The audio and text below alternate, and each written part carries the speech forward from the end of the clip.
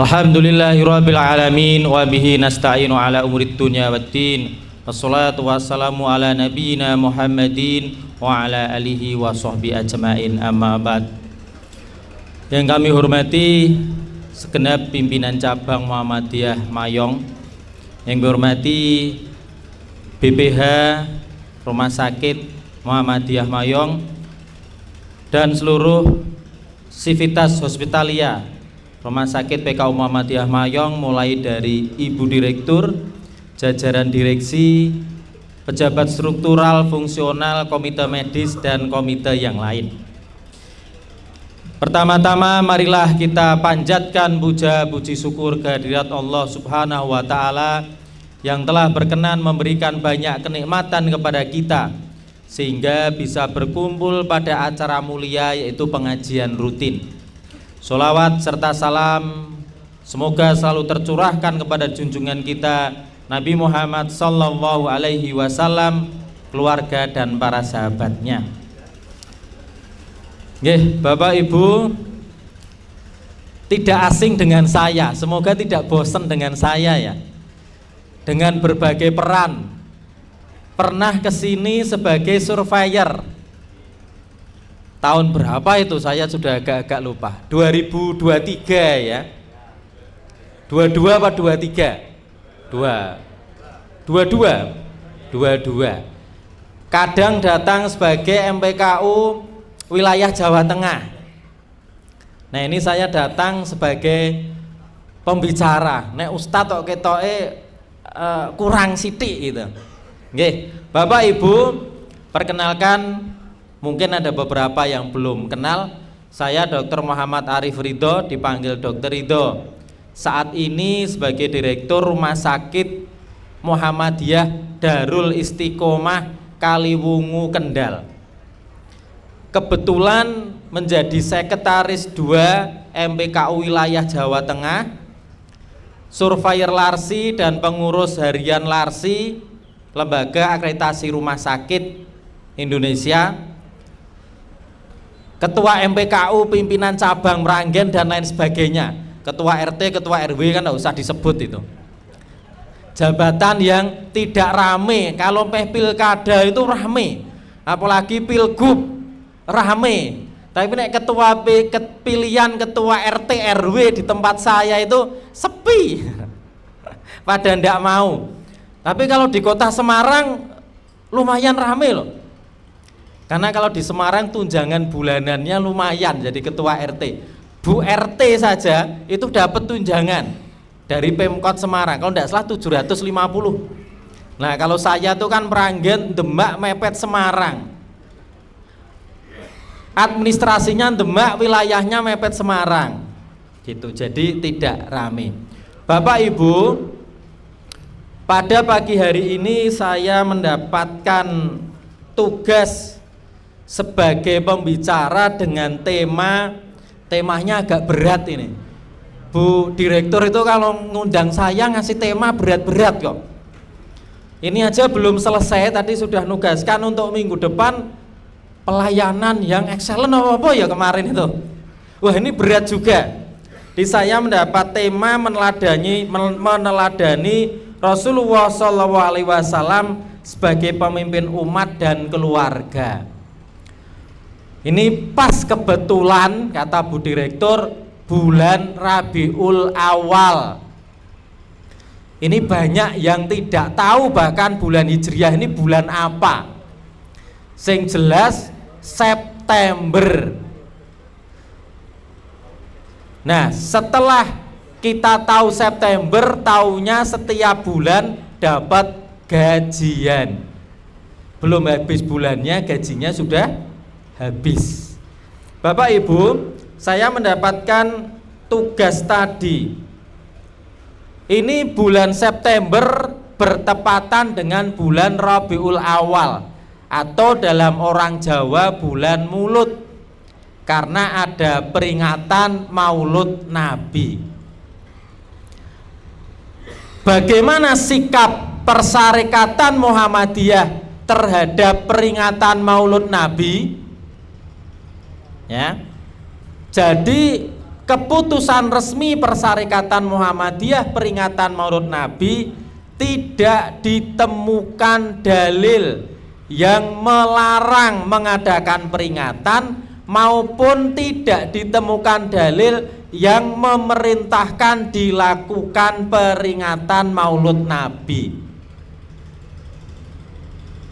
Maka keterangan berikutnya, apabila peringatan Maulid Nabi dipandang perlu dan membawa manfaat, maka bisa dilakukan, tentu saja dengan menjauhi acara yang berisi sesuatu yang tidak baik.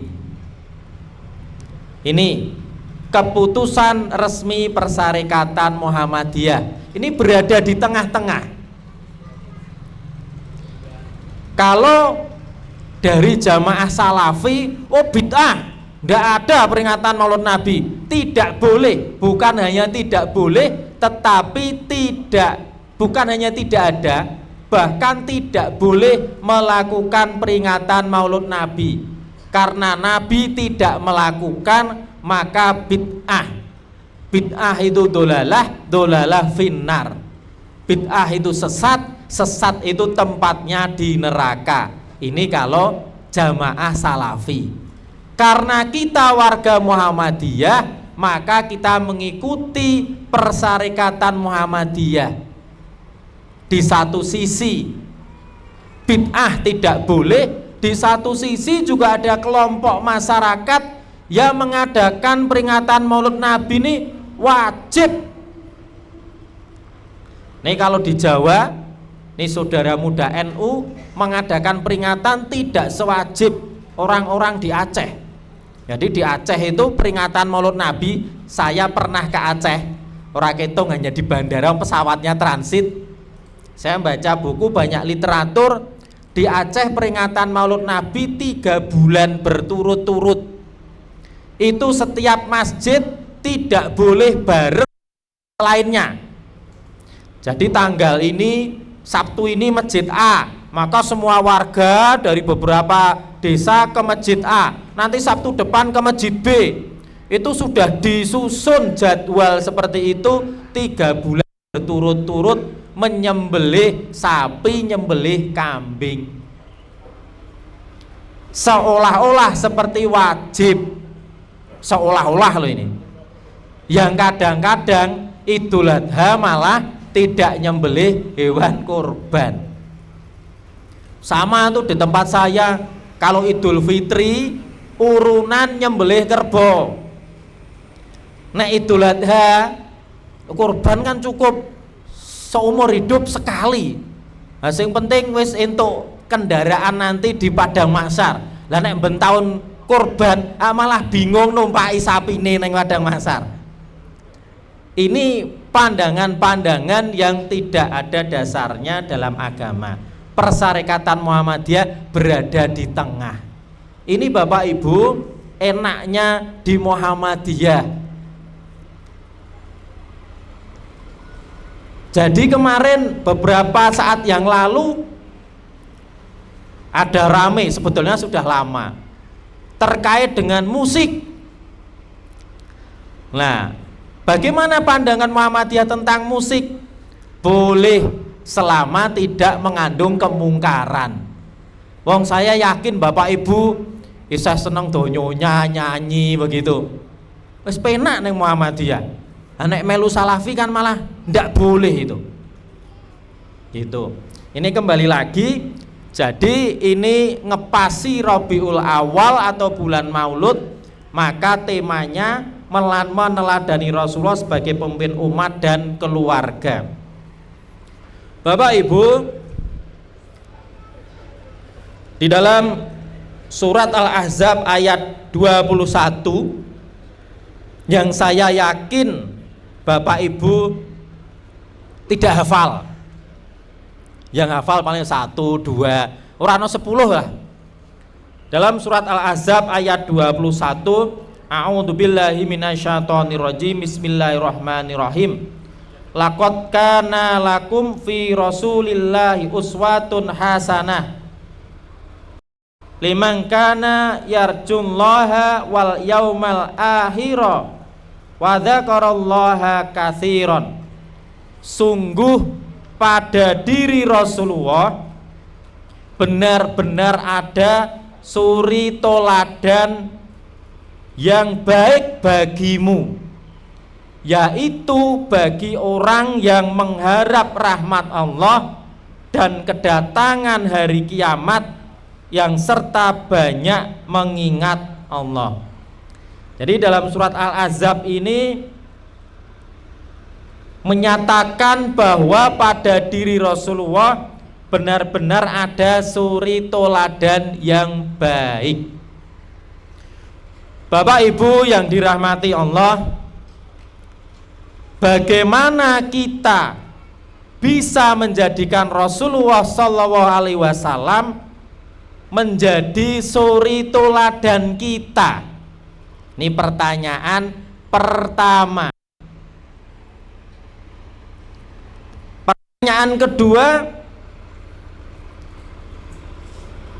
kalau kita tidak memahami perjalanan hidup Nabi, bagaimana kita bisa tahu dan menjadikan beliau sebagai suri toladan? Bapak Ibu yang berlaku dalam masyarakat kita ini, kalau Muhammadiyah pengajian Maulud Nabi ya seperti ini kurang lebihnya. Ada pembukaan, ada ayat suci Al-Quran, ada tausiah, dan yang penting ada makan. Ini Bapak Ibu dapat makan, dapat snack enggak ini ya? Dapat. Jadi ada ayat suci Al-Quran, ada tausiah, ada makan. Ini di Muhammadiyah. Saya kemarin, karena daerah saya kan daerah santri, baik di Kaliwungu Kendal, karena Kaliwungu itu kota santri sampai ada lagunya itu, atau di rumah saya di Meranggen Demak itu juga daerah santri. Rata-rata kalau memperingati Maulud Nabi itu ayat suci Al-Quran, nanti ada asrokol, terus kemudian kadang ada tausiah, kadang enggak, ada makan-makan. Disinilah perbedaan antara Muhammadiyah dengan yang lain yang memperingati. Itu kalau kita asrokol badru gitu, membaca entah tiba, entah berjanji, saya juga enggak bisa itu. Itu hanya dibaca versi bahasa Arabnya, tidak pernah dibaca terjemahannya. Bagaimana para pendengar bisa tahu dan menjadikan peri kehidupan Rasulullah menjadi teladan kalau tidak tahu artinya? Maka Muhammadiyah, nanti saya tidak banyak bahasa Arab. Yang pertama, saya tidak bisa bahasa Arab. Yang kedua, Bapak Ibu juga tidak paham bahasa Arab. Maka saya banyak pakai bahasa Indonesia. Maka Muhammadiyah, peringatan Maulud Nabi di Muhammadiyah tidak seperti itu.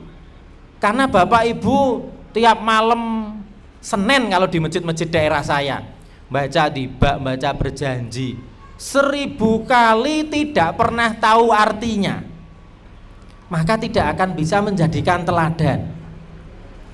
Saya beli bukunya, saya beli berjanji yang ada terjemahannya, saya beli tiba yang ada terjemahannya, tak baca.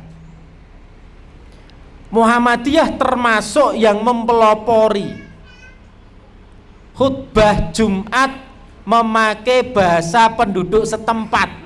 Itu Muhammadiyah. Saya sampai jam berapa nanti ya? Setengah jam. Ayo sampean enak, aku senep toh Mas. Walaupun ada air putih, ada teh, ada le mineral. Kalau di tempat saya sudah minumnya airmu. Ini masih le mineral. Nanti bisa nih di Muhammadiyah Jepara membuat airmu gitu, air Muhammadiyah. Ya, kembali ke tadi. Jadi Muhammadiyah mempelopori khutbah Jumat dengan bahasa setempat, bahasa Jawa kalau di Jawa, bahasa Indonesia atau bahasa yang lain. Tahun 20-an. Kenapa? Karena agar khutbah Jumat bisa dipahami oleh jamaah sholat Jumat. Ini bapak-bapak, mas-mas, kalau khutbah Jumat mendengarkan dengan seksama atau tidur? Jujur Pak, jujur tidur. Memang di sini pasien yang ke dokter jiwa, ada dokter jiwa nggih? Kan ada yang tidak bisa tidur itu, banyak pasien tidak bisa tidur loh sekarang itu. Itu nek saya jadi dokter, mbok jenengan menghadiri khutbah Jumat. Ora sah minum amitriptilin bisa tidur. Saya juga gitu kok. Saya tuh sering Jumatan itu ndak tahu khutbahnya. Saya tahu khutbah Jumat full tidak tidur tuh ketika saya jadi khotib Jumat. Itu saya ndak tidur. Selain itu biasanya tidur. Kembali ke tadi. Bapak Ibu, ini contohnya.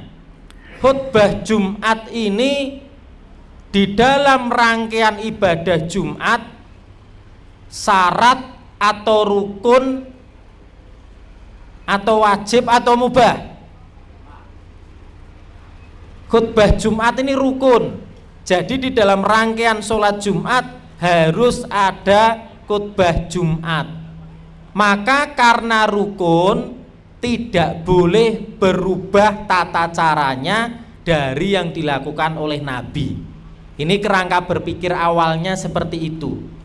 Nabi khutbah Jumat bahasa Arab, maka khutbah Jumat tidak boleh tidak menggunakan bahasa Arab karena rukun.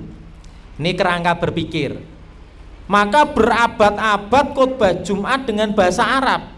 Mbok jamaah wong Jawa, mbok jamaah Jumatnya orang Mayong, orang Amerika, khutbah Jumat pakai bahasa Arab. Muhammadiyah mempelopori khutbah Jumat pakai bahasa setempat. Saya tak minum dulu.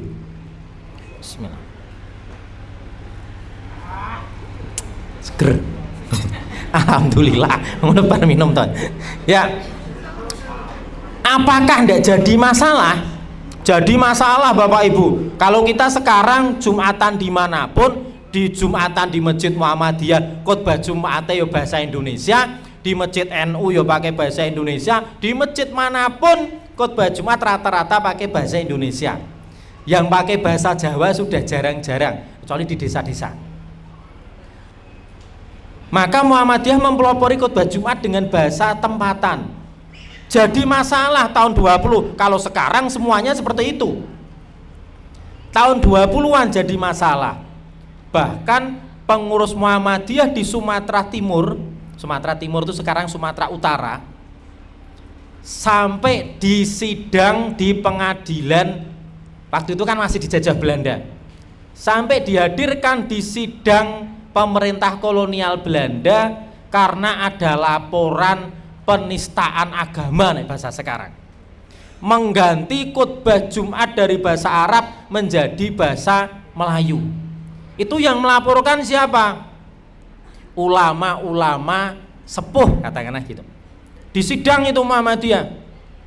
Maka dalam sejarahnya di Sumatera Timur yang sekarang menjadi Sumatera Utara, Muhammadiyah agak lambat berkembang karena mendapat penentangan dari ulama-ulama tradisional.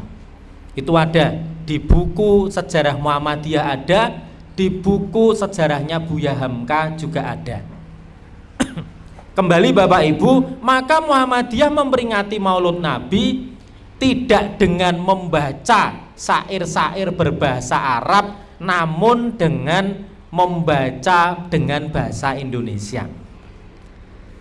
Bapak Ibu Civitas Hospitalia yang dirahmati oleh Allah, ada 5 hal paling tidak manfaat mempelajari sejarah Nabi. Yang pertama, untuk memahami kepribadian Rasulullah Shallallahu Alaihi Wasallam. Bapak Ibu cinta dengan Nabi ndak?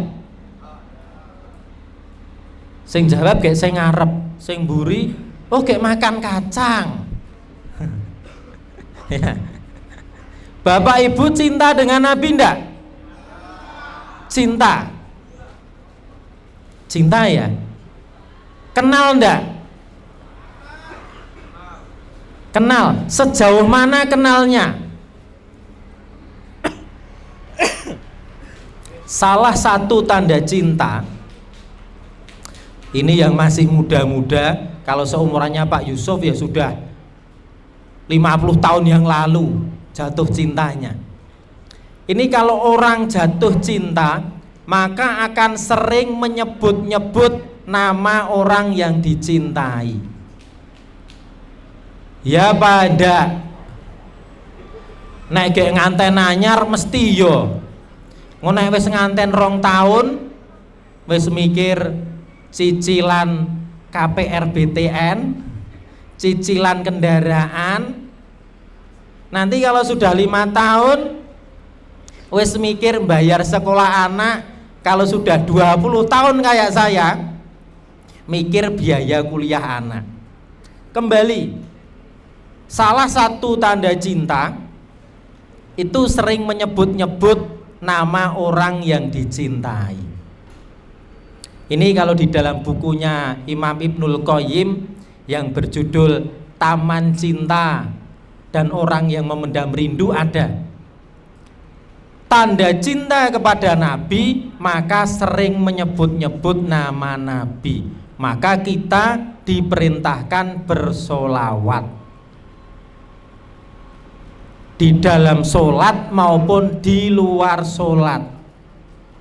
Keputusan Persarekatan Muhammadiyah, pembacaan solawat di dalam solat tidak memakai Sayyidina.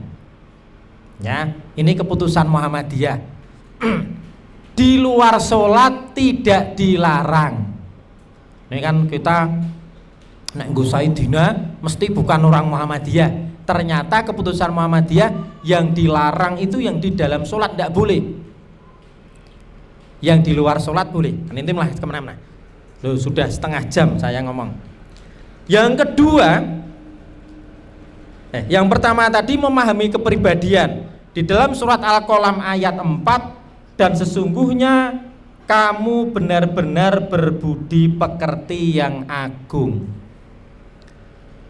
Berarti kepribadian Rasulullah ini agung. Bagaimana Bapak Ibu bisa meneladani jika tidak tahu sejarah kepribadiannya Rasulullah Muhammad SAW? Bapak Ibu, ada banyak buku yang membahas sejarah Nabi Muhammad SAW. Dari sekian banyak buku, ini yang best seller, ada 2 buku penulisnya tokoh Muhammadiyah. Yang pertama, sejak saya usia 10 tahun, saya dibelikan buku Kisah Nabi Muhammad untuk anak-anak. Penulisnya Buya Hamka. Hamka ini tokoh Muhammadiyah, pernah menduduki dalam pleno pimpinan pusat Muhammadiyah. Bukunya tipis, bahasanya sederhana, mudah dipahami anak-anak. Ini buku yang pertama saya baca. Kemudian ada ini yang saya punya ya. Jadi sejarah Nabi Muhammad tulisan Hamka ini untuk anak-anak. Kalau Bapak Ibu baca itu ya wis ora pantes. Yang kedua, Muhammad karya Husain Haikal. Ini juga buku lama. Yang ketiga, ini yang sering saya baca, Sirah Nabawiyah Syekh Safiur Rahman Al-Mubarak Tafuri. Yang ketiga. Kemudian ada Sirah Nabawiyah karya Abul Hasan Ali Nadwi. Ini bagus, ada peta, ada perjalanan hijrah, ada letak Mekah Madinah, ada peta-petanya. Kemudian ada Sirah Nabawiyah karya Ramadan Al-Buti, ada Sirah Nabawiyah karya Martin Link dan lain sebagainya. Jadi kalau di rumah saya ada sekitar 10 Sirah Nabawiyah yang ada. Karya tokoh Muhammadiyah ada 2, pertama karya Hamka, yang kedua karya Kiai Haji Munawar Kolil, judulnya Kelengkapan Sejarah Hidup Nabi Muhammad. 3 kali buku ini, malah saya yang terbitan lama 4 kali buku ini, yang terbitan baru tebelnya segini 3 seri. Ini tokoh Muhammadiyah dari Semarang, sudah dicetak ulang. Jadi kalau kita tidak membaca, kita tidak akan tahu bagaimana makannya Rasulullah, tidurnya Rasulullah, berjalannya Rasulullah dan lain sebagainya. Yang pertama, memahami kepribadian Rasulullah. Yang kedua, meneladani sebagaimana ayat yang saya baca di awal tadi. Yang ketiga, memudahkan memahami Al-Quran. Al-Quran ini diturunkan tidak berat satu kitab, tetapi ayat demi ayat sesuai dengan kejadiannya. Maka ketika memahami Al-Quran tidak bisa dilepaskan dari memahami sejarah Nabi Muhammad. Yang keempat, mengambil manfaat dari sejarah. Yang kelima, mengambil metode dakwah. Bapak Ibu yang dirahmati oleh Allah, dari beberapa hal tadi kita akan membahas yang pertama, meneladani Rasulullah di dalam keluarga. Bapak Ibu, pasti Bapak Ibu sudah tahu Nabi Muhammad lahir di mana Bapak Ibu? Nabi Muhammad lahir di mana? Saya tuh biasanya kalau ngisi pengajian turun jalan-jalan, tapi ini dhuwur banget ya. Saya tadi naik aja sampai wedi itu. Saya tinggi sekali berarti ini ya. Ya. Nabi Muhammad lahir di Mekah. Lahir pada tanggal berapa? 12 Rabiul Awal. Tahun Gajah. Ya. Kemarin sempat viral di banyak medsos, terutama dari teman-teman Salafi. Oh, 12 Rabiul Awal itu bukan tanggal lahirnya Nabi, tapi tanggal meninggalnya Nabi. Memang tanggal meninggalnya Nabi 12 Rabiul Awal, hari Senin. Lahirnya Nabi belum ada catatan sipil, Pak, masalahnya itu. Repotnya itu, lawang apalagi zaman Nabi. Ibu saya itu loh, ibu saya itu guru PNS, lahir tahun 53, sekarang usia 74-75. Itu akte kelahirannya ngarang, tanggal, bulan, tahun itu ngarang.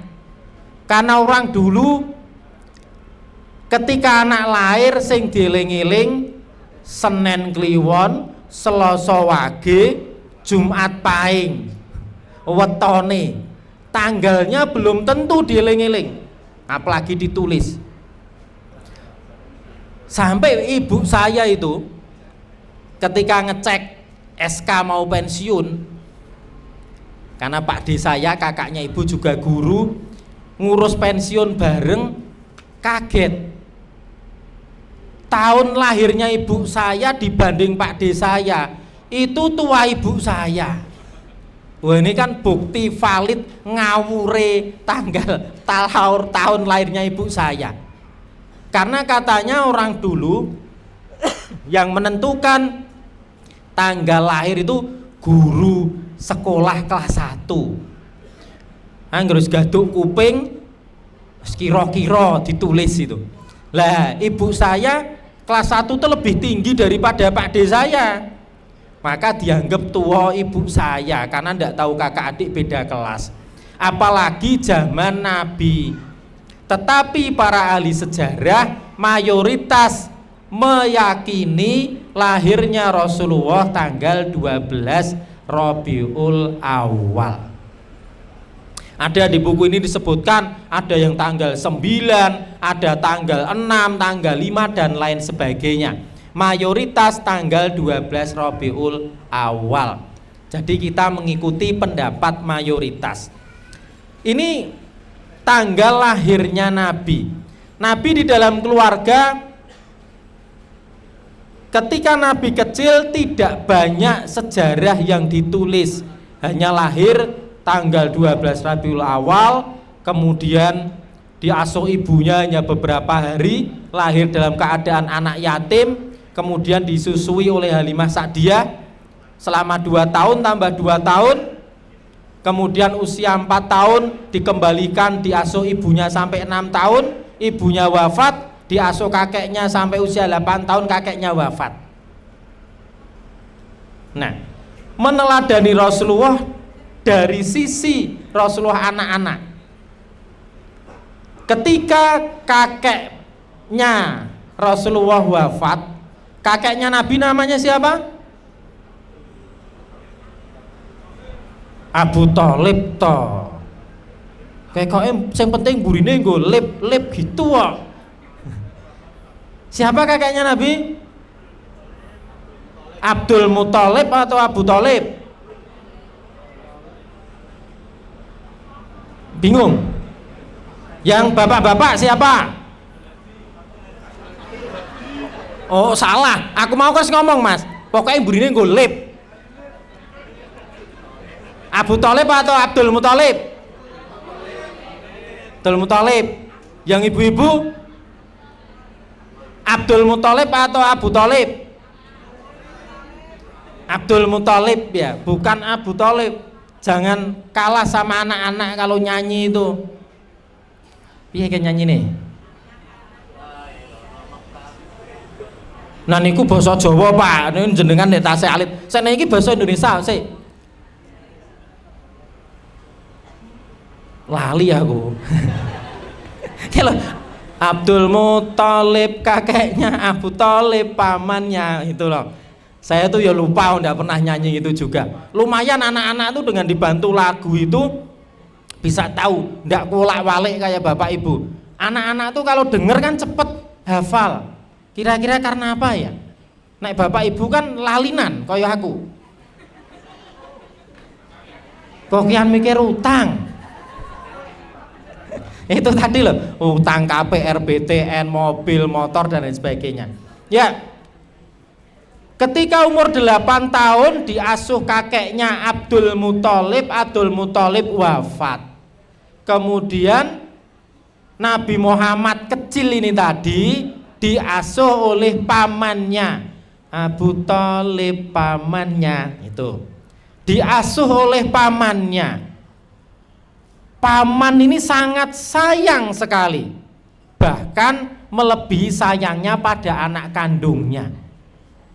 Tetapi Nabi Muhammad walaupun disayang tidak berpangku tangan. Ketika kecil menggembala. Oh saya tuh ada kemarin fotone urung ana to Mas zaman Nabi fotone. Ya. Ya, jadi ketika diasuh oleh pamannya, Rasulullah itu tidak santai-santai saja. Oh ini loh, Abdullah nama ayahnya, Aminah ibundanya, Abdul Muthalib kakeknya, Abu Thalib pamannya. Iya aku nak ngisi ngene NU to Mbak, langsung rebanane main dung dung dung dung dung. Wes nang Muhammadiyah sepi biasa. Ya, jadi kalau di NU sana itu turun dari mobil, aku mau nggawa tas, kuwi rebutan to, gawake tase, terus tangan saya dicium kemana-mana. Nah nek Muhammadiyah ya datang sendiri, nyangking tas sendiri. Ya. Dan seringkali kalau saya diundang pengajian, datangnya gasi dewe. Asline mah aku ya meh gasik dhewe Pak Yusuf. Kok isih jamiah mene, biasanya Muhammadiyah ki gasik dhewe malah aneh aku kok. Tak mampir sarapan sik timbangane aku engko tausiah semaput mergo ngelih. Ternyata tadi di Bu Titi sudah nyiapkan banyak. Ya. Jadi sampai mana tadi? Ketika diasuh oleh pamannya tadi, apa yang dilakukan oleh Nabi Muhammad?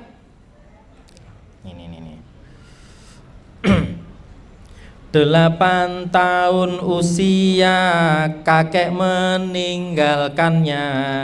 Abu Thalib pun menjaga, paman paling membela saat kecil menggembala. Ini jadi Nabi Muhammad kecil tidak hanya berpangku tangan, ikut menggembala kambing. Anak sekarang ada ndak ya yang menggembala kambing? Nek zamannya Pak Yusuf masih Pak Yusuf ya, tapi nek Pak Yusuf ndak kambing gembalanya, kebo. Kambing kan kecil-kecil. Jadi ini Muhammad kecil ikut menggembala kambing. Iya Pak, sekarang tuh anak kecil di mana-mana pakai HP gitu. Nah, di rumah saya dekat pos kampling taman itu ada wifi, itu anak-anak mesti kembruyuk di situ. Dolanan HP. Ya, ini Muhammad kecil mengikuti adat kebiasaan saat itu. Anak-anak menggembala kambing. Zaman saya kecil, saya kan kecil antara tahun 85, 90, 95. Tugas saya pagi itu nyapu teras setiap pagi. Orang dulu itu rumahnya luas, jadi terasnya luas 10 kali 4. Itu setiap pagi. Sore pulang sekolah, antara jam pulang dari habis asar saya juga nyapu teras lagi. Anak-anak sekarang ada enggak diberi tugas seperti itu? Ada? Anaknya Bapak Ibu diberi tugas enggak? Diberi tugas ya? Jangan sampai anak-anak kecil orang ngerti gawean rumah tangga. Saya itu sampai masak nasi itu bisa. Tidak masak nasi sekarang, sopo sing ra iso masak nasi sekarang. Tinggal mususi celep. Jangan lupa diceklekke kuking. Wah itu saya yo pernah poso-poso barasar masak nasi cep gitu, lali ora diceklekke, wayahe buka ajeg beras ya. Ini anak-anak sekarang bahkan masak nasi saja tidak pernah. Bapak Ibu, ini pembelajaran pertama, teladan pertama Muhammad ketika anak-anak ikut menggembala kambing, melakukan tugas sesuai usianya. Maka pembelajarannya Bapak Ibu memberikan tugas anak-anak sesuai usianya. Mulai bisa nyapu, mulai bisa nyuci piring, mulai bisa nyuci pakaian, ada tahapan umurnya. Jangan sampai anak-anak tidak tahu pekerjaan rumah tangga blas sama sekali. Ini cerita adik saya, kan ngerasani adik dewi. Adik saya itu ibu rumah tangga, suaminya kerja kecukupan, anak 3. Kemarin 2 pekan yang lalu adik saya yang perempuan jemput anaknya pulang sekolah, kecelakaan, kakinya fraktur, tidak boleh berjalan, tidak boleh nginjak lantai 3 bulan. Kan biasa enggak punya pembantu. Ternyata anaknya yang terbesar kelas 3 SMA, kelas 3 SMP, kelas 3 SD itu selama ini tidak pernah diminta membantu pekerjaan rumah tangga. Anaknya nek tekan ngomah les, sore ngaji, bengi sinau. Isine mung sinau terus. Terasa ketika orang tuanya dalam kondisi seperti ini. Maka orang tua sekarang seringkali menjadi pembantu bagi anaknya. Itu depan rumah saya, kalau pagi itu bapak ibu sing nyebeti mobil, ngobar kuwi mobile dienggo anake sekolah SMA. Kalau saya dulu orang tua saya, sejak saya pakai motor ya mulai nyuci, isi bensin, servis semua saya. Ini mencontoh kehidupan Rasulullah tadi. Kecil menggembala kambing, menunaikan tugas sesuai fungsinya. Ini teladan Rasulullah di dalam keluarga. Walaupun sangat disayang oleh pamannya, tidak kemudian berleha-leha saja. Ini yang pertama. Kemudian tadi saat kecil menggembala. Saat kecil menggembala, dagang saat remaja. Umur sekitar 12 tahun mulai diajak oleh Abu Thalib berdagang. Ini umur 12 tahun. Jangan anak sekarang umur 12 tahun nyapu ngepel saja kadang ndak bisa. Apalagi masak. Kalau saya dulu masak kan diliwet dulu. Dulu ingat saya itu ibu saya dalamnya air sama dengan dalamnya beras, ngukurnya pakai jari. Itu pakai liwetan itu, apinya kecil, belum pakai kompor gas. Saya pakai kompor minyak, lumayan enggak pakai kayu. Nanti kalau sudah agak lunak, dintas, diwalik, terus pakai dandang, pakai sarangan. Nanti di apa jenenge Pak ya? Didang kok dijami. Nek sampai telat banyune asat. Ya, nanti nasinya rasanya maknyos. Ini anak sekarang tidak bisa. Nah, kembali lagi pada tadi umur 12 tahun Rasulullah sudah diajak berdagang. Dagang dari Mekah ke Syam, Suriah. Itu belum ada ojek, belum ada Grab, belum ada Uber. Kalau sekarang dari Mekah ke Suriah, Mekah Madinah itu 500 kilo. Kalau naik bis 7 jam 8 jam. Ditempuh dalam waktu kalau Mekah ke Madinah antara 7 hari sampai 8 hari naik onta. Kalau ke Suriah 2 kali lipatnya. Berarti antara 20 hari di perjalanan. Rasulullah sudah ikut berdagang pamannya ke Suriah. Perjalanan 20 hari sampai 25 hari. Karena kalau berdagang dengan onta yang penuh dengan muatan hanya sekitar 30 sampai 40 kilo per hari. Ketika remaja sudah mengerti posisinya di dalam keluarga. Maka Bapak Ibu yang sudah punya anak remaja mulai diposisikan.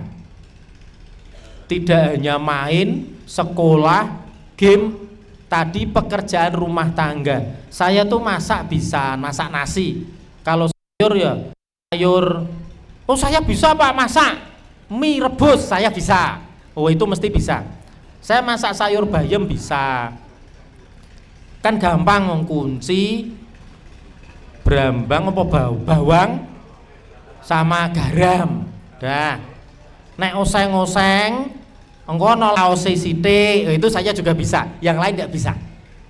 Ini ketika usia 12 tahun, ketika Muhammad remaja sudah ikut berdagang. Walaupun ceritanya nanti berdagang tidak sampai selesai karena Abu Thalib didatangi pendeta untuk segera membawa pulang. Ini tadi sebagai anak, kemudian sebagai remaja. Bapak Ibu, kemudian dalam perjalanan Rasulullah Muhammad SAW sampai pada usia dewasa, saat kecil menggembala, dagang saat remaja, umur 25 memberi istri Khadijah, umur 25. Ini Muhammad umur 25 menikah dengan Khadijah. Ini ceritanya panjang. Ketika Muhammad menikah, ibu-ibu, dulu ketika menikah, mas kawinnya apa, Bu? Kan tidak hanya seperangkat alat sholat toh. Di tempat saya itu yang disebut ya seperangkat alat sholat, tapi di belakangnya ya mesti ada apa-apa. Ya, ada yang ibu-ibu mas kawinnya 10 sapi, itu ada enggak? 10 sapi. Sekarang sapi itu kemarin saya beli sapi kurban 22 juta. Nek 10 berarti 220 juta. Ada enggak ibu-ibu yang mas kawinnya 220 juta?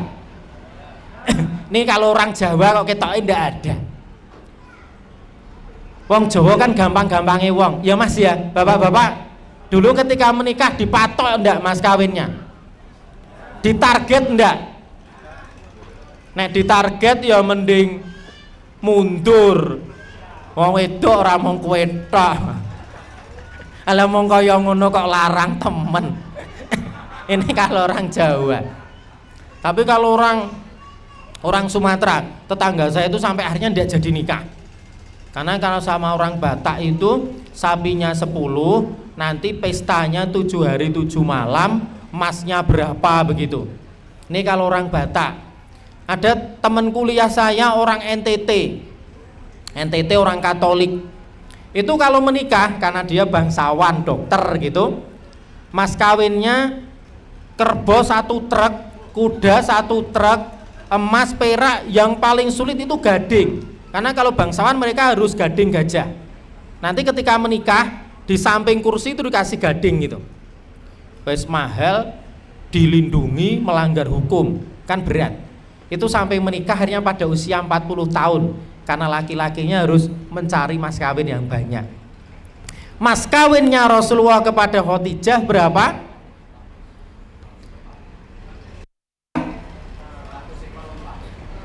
Kebanyakan, Pak. Mas kawinnya kalau tidak salah saya nanti akan buka lagi 20 ekor unta. 20 ekor unta. Kalau unta itu sekarang kemarin ketika ada kurban di negara Arab, unta itu 30 juta. Berarti 30 10 300, mas kawinnya 600 juta di usia 25. Saya yakin bapak-bapak tidak ada yang di usia 25 yang bisa mengumpulkan uang sampai 600 juta. Kecuali anak sultan itu ya.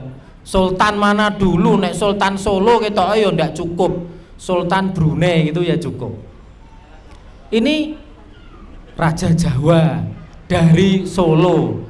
Ngregetke Pak nek itu. Wah. Ya. Ini kembali ke sini. 600 juta.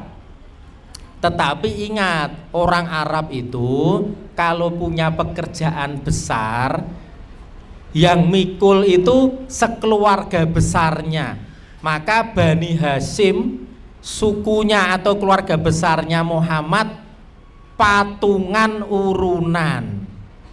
Maka inilah nanti di dalam pembahasan yang jauh lebih luas, kenapa di dalam Islam sangat menghargai hubungan kekerabatan.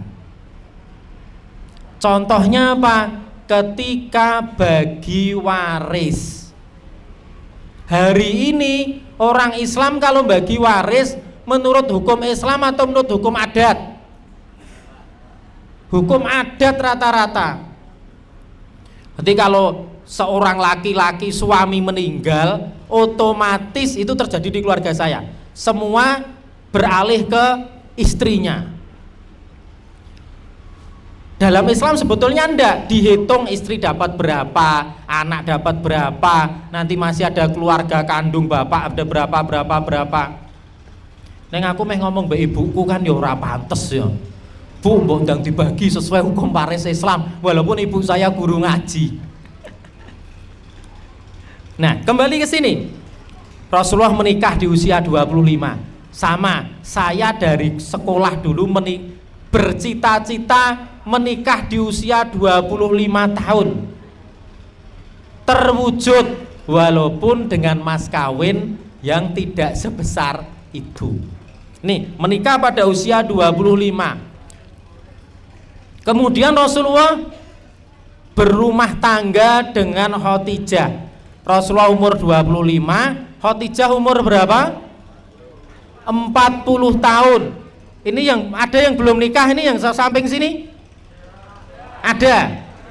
Kira-kira kalau janda 2 kali, Khadijah ini kan menikah 2 kali. Janda 2 kali, umur 40 tahun, mau ndak?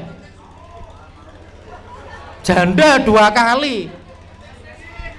Tapi kaya raya. Tapi kaya raya. Ibu-ibu terus merengut. Anu, Bu Direktur, sesuk meneh pengajian aja ngundang kuwi lah. Anu, bahase kaya ngono. Ini nanti akan sampai pembahasan. Ya, jadi Khadijah umur 4 tahun, janda 2 kali, mempunyai anak 3 yang kaya raya. Yang sebelumnya sudah menolak lamaran dari banyak laki-laki. Menikah. Intinya menikah. Di dalam perjalanan rumah tangganya ini yang menjadikan teladan. Salah satu manfaat atau salah satu fadilah Nabi Muhammad menikah dengan Khadijah yang janda 40 tahun tadi adalah Nabi Muhammad dari kecil sudah yatim, lahir yatim, kemudian diasuh oleh orang di lain. Umur 6 tahun diasuh oleh ibunya hanya 2 tahun, diasuh oleh kakeknya 2 tahun, tidak pernah atau kurang mendapatkan kasih sayang dari orang tua. Maka fadilah menikah dengan Khadijah yang janda 40 tahun, sudah pernah menikah, sudah punya anak.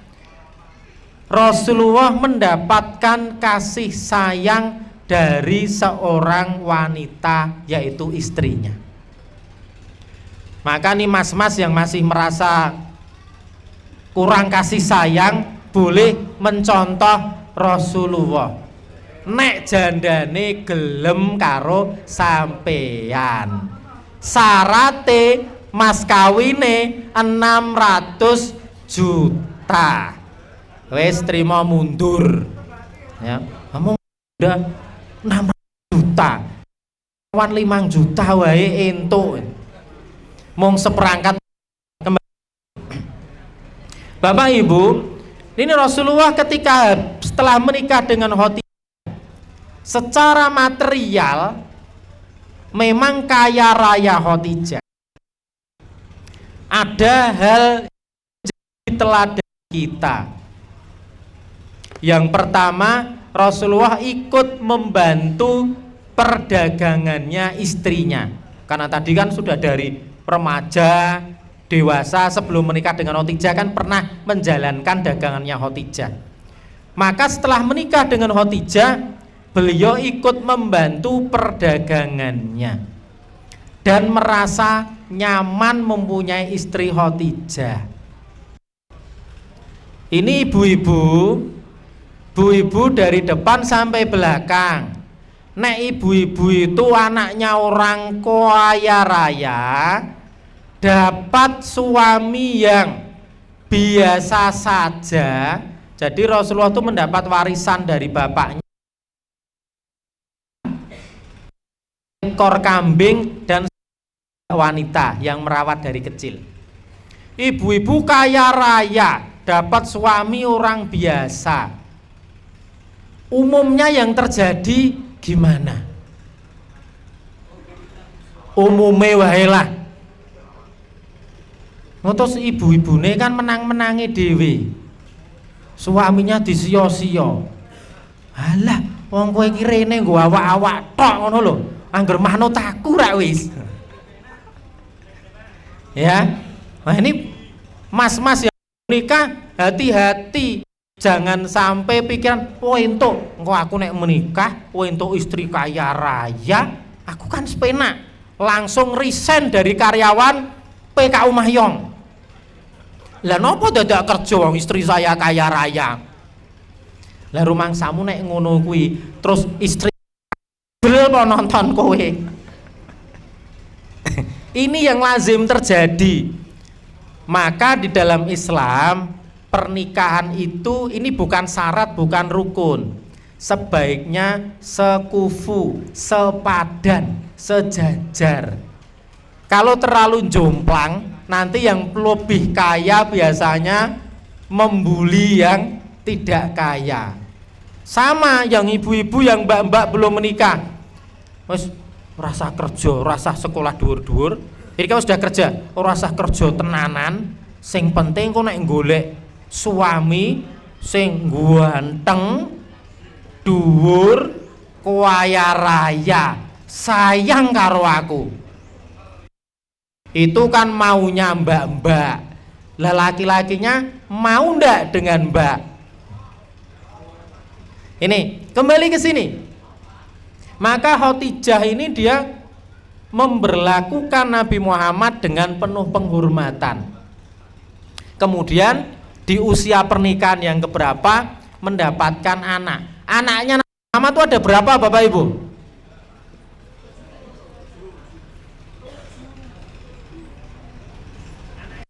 7. Kita urutkan. Anak yang pertama namanya ya. Karena kalau di lagu mong anaknya Fatimah tok, engko gege awake dhewe terus yakin dengan lagu ini. 1, Pak. Kok bisa? Lah itu kalau anak-anak nyanyi itu hanya Fatimah, putri tercinta. Tidak ada. Yang pertama Qasim namanya. Maka Muhammad sebelum jadi nabi panggilannya Abu Qasim. Bapaknya Qasim. Anak yang pertama, anak yang kedua ada Abdullah laki-laki. Ini beberapa sejarah berbeda pendapat. Anak kedua laki-laki atau Abdullah itu nanti. Anak pertama Qasim, anak kedua Abdullah. Dua-duanya meninggal di usia balita. Anak yang ketiga siapa? Ketiga Zainab. Ini perempuan. Anak ketiga Zainab. Ini sampai usia dewasa, sampai menikah, sampai wafat karena jatuh dari unta ketika mengandung dan keguguran. Ketika mau hijrah ke Madinah, naik unta, dikejar orang-orang kafir Quraisy, ditakut-takuti, jatuh dari unta, keguguran. Kemudian kalau bahasa sekarang ya mungkin infeksi kandungan, karena kan belum ada kiret kalau zaman dulu. Ini meninggal nantinya. Anak yang ketiga. Yang keempat siapa? Sing iso jawab kuwi ketoke buka Google. Ada yang hafal? Ya, anak yang keempat namanya Umi Kulsum. Ini nanti yang jadi istrinya Utsman. Anak yang kelima Ruqayyah, ini juga istrinya Utsman. Anak yang keenam Fatimah. Fatimah ini nanti yang menurunkan keturunan Nabi sampai hari ini. Yang ketujuh Ibrahim. Oh, tibake 7 to, Pak. Lah ngertiku siji tok kaya ning nggon lagu. Ini pentingnya bahwa peringatan Maulud Nabi dengan bahasa Indonesia. Nah, aku mau nyanyi bahasa Arab tok, bingung. Ya, kembali. Rasulullah Muhammad sebagai ayah memberlakukan anak-anak perempuannya dengan sebaik-baik pemeliharaan.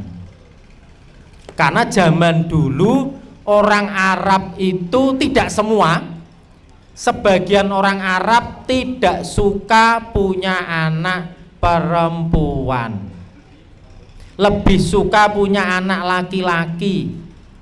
Anak perempuan itu, anak saya itu satu perempuan, nek tuku klambi ribet, modelnya macem-macem, nek anak lanang gampang. Bukan alasan itu ya. Ini kalau orang Arab anak laki-laki bisa diajak perang. Orang Arab waktu itu kan sering berperang, bisa diajak perang, bisa diajak berdagang kemana-mana. Kalau anak perempuan tidak bisa, perang ya tidak bisa, dagang kemana-mana tidak bisa.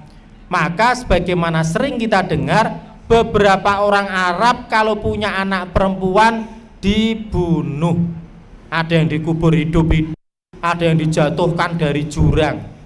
Maka Nabi Muhammad merawat dengan sebaik-baiknya anak-anak perempuannya. Ini teladan Nabi sebagai ayah. Kemudian merawat, mendidik sampai besar, mencarikan jodoh, mencarikan suami bagi anak-anak perempuannya dengan sebaik-baiknya. Ini Bapak Ibu, jadi menikahkan itu tugas seorang ayah, bukan tugas naib KUA. Mulai dari mencarikan, kalau dulu mencarikan, kalau sekarang mbak-mbak ini kan mencari suami sendiri. Maka seorang ayah bertugas meneliti calon suami anaknya. Jangan mudah tertipu dengan luar. Ini ada seorang laki-laki datang, anak gadis, nih Bapak Ibu kan sudah mulai punya anak gadis, datang pakai mobil Pajero apa Fortuner misalnya, HP-nya kayak HP saya, HP-nya mewah, penampilannya mewah, padahal Pajeronya rental Pajero banyak itu, sewaan baju, bahkan nyewa HP mungkin juga ada. Ini tugas seorang ayah untuk meneliti calon suami anaknya itu bagaimana. Kembali ke sini, Rasulullah menikahkan anak pertamanya Zainab dengan seorang laki-laki namanya Abu Al-As. Ini masih saudaranya Khadijah, jadi masih saudara jauh Khadijah. Jadi dari kecil yo kenal bocahe, kenal wong tuane. Nih kalau Bapak Ibu yang penggo dapat suami tetangga desa, tetangga RT, itu enaknya kayak gitu. Wes ngerti bobot bibit BBT. Wes ongkosnya ya murah, ora ana mudik. Ya kalau lebaran. Jadi suami anak yang bertanya Abu Al-As itu masih saudaranya Khadijah. Jadi sudah tahu bangsawan, pedagang, kaya. Di dalam Islam wanita nikah 4 hal: nasabnya, hartanya, kecantikannya, agamanya. Pilihlah yang utama agamanya. Syukur 4-4-nya dapat. Kembali ke tadi, ini mantu yang pertama. Mantu yang kedua untuk Umi Kulsum dan Ruqayyah ini sundulan, jadi usianya tidak terpaut jauh. Menikah dengan anaknya Abu Lahab. Kan waktu itu belum ada Islam. Jadi dinikahkan dengan anaknya Abu Lahab. Siapa Abu Lahab itu? Abu Lahab itu yang ada dalam surat tabat yada abi lahabi wa tab. Ini pamannya Nabi, orang yang sangat bahagia ketika Muhammad dilahirkan. Saking bahagianya dapat informasi bahwa Aminah ibunya Nabi Muhammad melahirkan. Saking bahagianya Abu Lahab memerdekakan budaknya yang namanya Suwaibah. Tapi ketika Nabi mendakwahkan Islam, Abu Lahab menjadi orang yang paling memusuhi. Kembali ke sini. Jadi anaknya Nabi yang Ummi Kulsum dan Ruqayyah dinikahkan dengan anaknya Abu Lahab. Ini masih kecil dinikahkan, yang nanti ketika Nabi mendakwahkan Islam, dua anak ini diceraikan oleh anaknya Abu Lahab, nanti dinikahi oleh Utsman.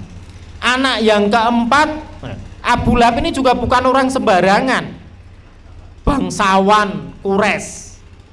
Ketika Abu Thalib meninggal, maka Bani Hashim dipimpin oleh Abu Lahab, ketua suku Bani Hashim, kaya raya, bangsawan, mestine ya ganteng anake, sing jelas mancung, ora kaya awake dhewe.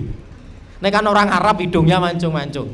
Nabi itu di dalam kitab-kitab hadis juga disebutkan hidungnya itu mancung, tidak kayak kita. Kembali, anak yang keempat dinikahkan, Fatimah dinikahkan dengan Ali bin Abu Thalib, anaknya Abu Thalib, bangsawan Quraisy, walaupun tidak kaya tetapi beriman mula-mula. Ya, jadi tadi kaya, ini tidak kaya. Ali itu tidak kaya, tapi masuk Islam pertama dan lain sebagainya. Keutamaannya dalam Islam banyak.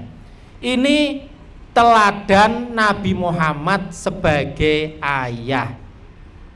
Ini bapak-bapak yang anaknya belum menikah, menjadi teladan kita membesarkan anak perempuan dengan baik, mencarikan suami bagi anak perempuannya dan menikahkan.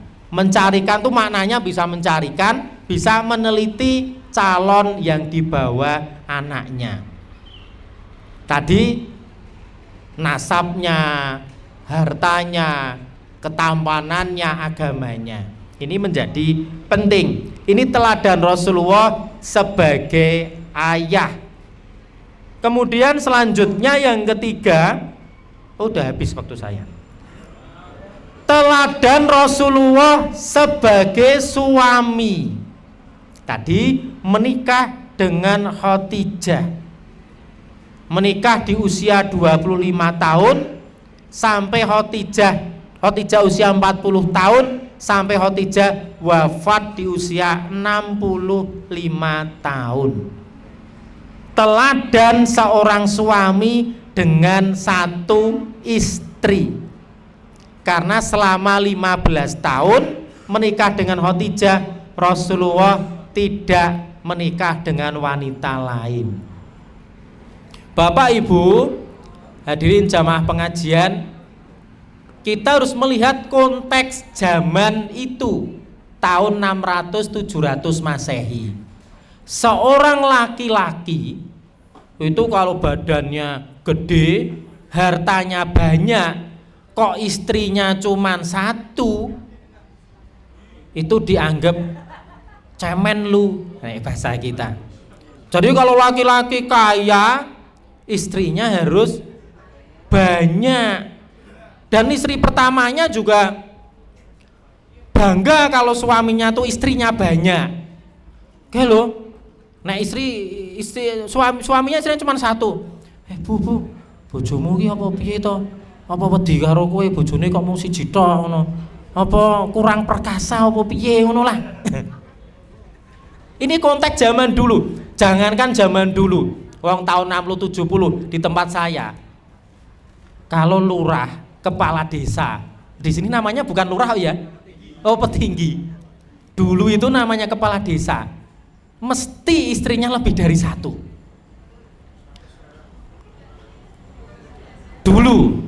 Dulu itu ada mbahnya istri saya itu kan kepala desa.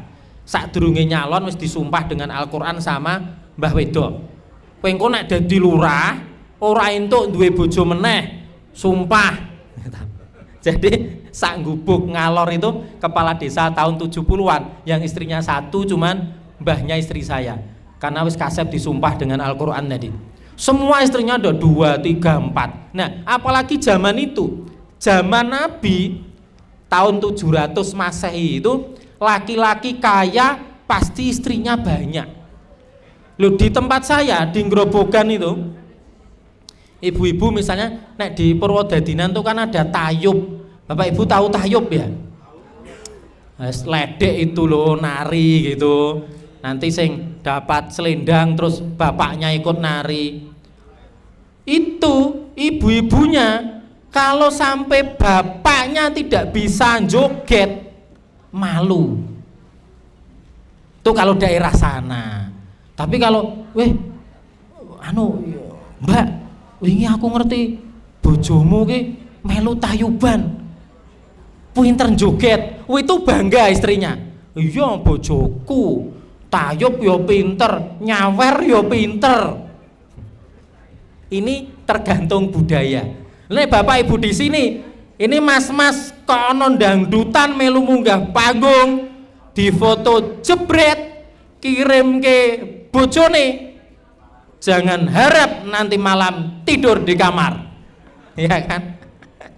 Poso seminggu, sesasi nunggu gajian tanggal 6. Sak nesu-nesune istri nek wayah gajian nyo Dek, Bu, gajiku gitu. Itu terus marahnya mereda. Maka salah satu terapi marah, stres ibu-ibu itu diberi uang dan diajak shopping. Kembali ke sini. Rasulullah 15 tahun menikah dengan Khadijah tanpa menikah dengan wanita lain.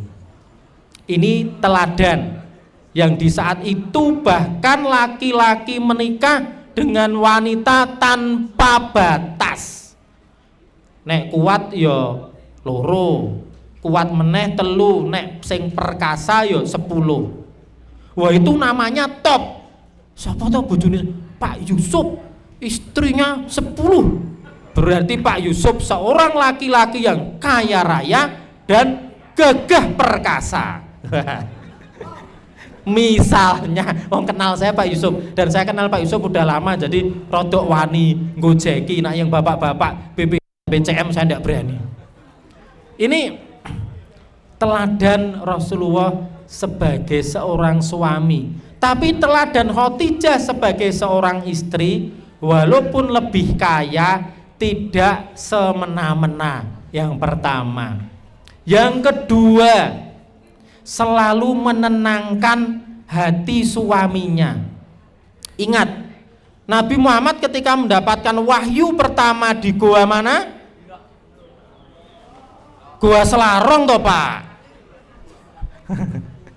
Lah gua Selarong ini gua apa ya? Nek si buta dari gua hantu, gua Jati Jajar kayaknya itu. Ya, ini di Gua Hiro. Di Gua Hiro. Pak Yusuf pernah naik ke sana Pak? Pernah, saya aja enggak kuat. Jadi Gua Hiro itu sekitar 3-4 kilo dari Mekah, terus ke sana tuh naik ke bukit itu Pak ya. Lihat dari bawah tuh aku nonton, lu kok ketipmen. Aku padahal dari hotel tuh semangat. Nanti kalau ada tur ke Gua Hiro, saya akan naik ke sana. Dan tekan gone, kok dhuwur men rasido. Wes penting tuku bakso, tuku kurma, ada orang jual bakso di situ, dan munggah bis naik mulih pas umroh. Ketika Rasulullah mendapat wahyu pertama, apa yang terjadi dengan Rasulullah? Iqra bismi rabbikal ladzi khalaq dan seterusnya. Rasulullah kan sangat ketakutan. Turun dari guanya di atas bukit, gemetar ketakutan, keringat dingin, pulang ke rumah. Yang sebelumnya Rasulullah itu ketika mendekati umur 40 tahun, seringkali kalau bahasa kita menyepi, kalau bahasa Arabnya bertahanut.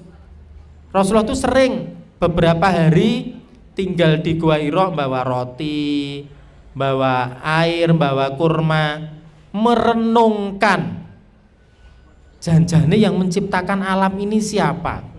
Ketika mendapat wahyu Iqra, pulang dengan ketakutan karena disikap malaikat Jibril, yang kemudian malaikat Jibril, Iqra, saya tidak bisa baca. Malaikat Jibril menampakkan wujud aslinya yang sedemikian besar.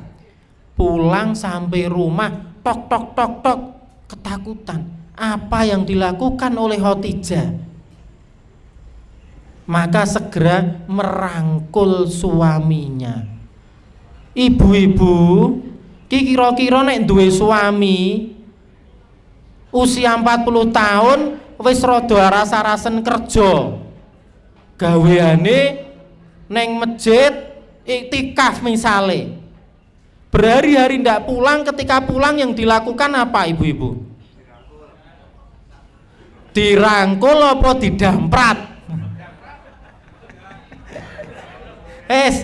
Saya tuh punya temen ya, ora sanggumik, nggumik sing mburi ora krungu.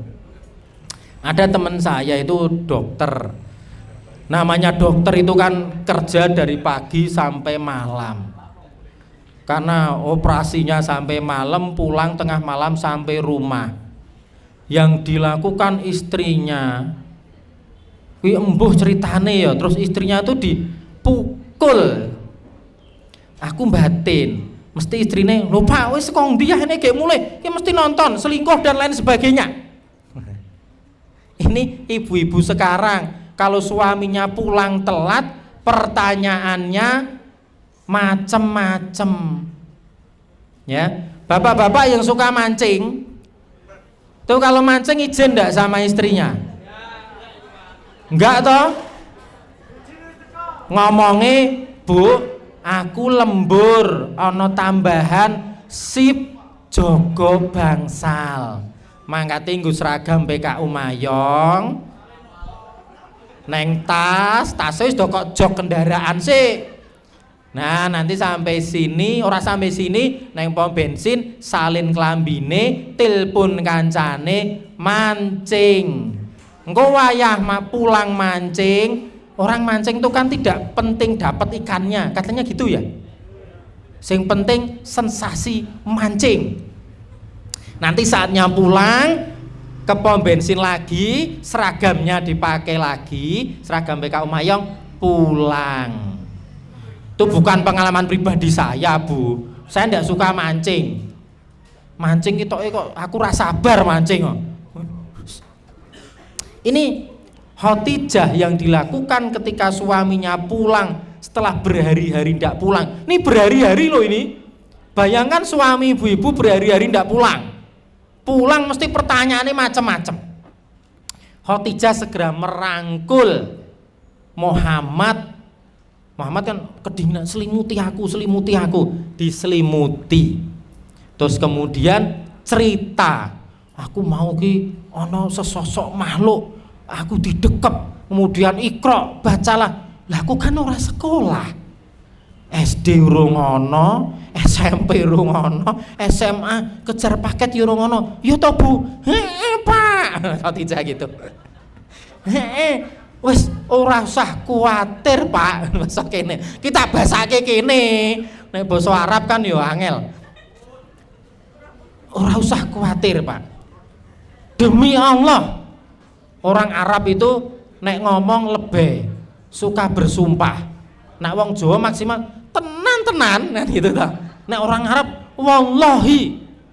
Apa meneh kok rembugan kaya ngono. Wong blonjo ketika haji umroh aja wallahi haji misalnya ngono.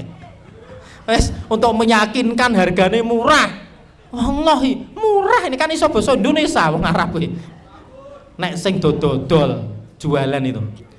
Demi Allah, Allah pasti tidak akan menelantarkan kamu, wahai anak pamanku. Jadi orang Arab itu ben akrab itu seringkali menyebut anak pamanku. Ya memang Nabi Muhammad dengan Khadijah itu ya saudara, tapi kan jauh sekali.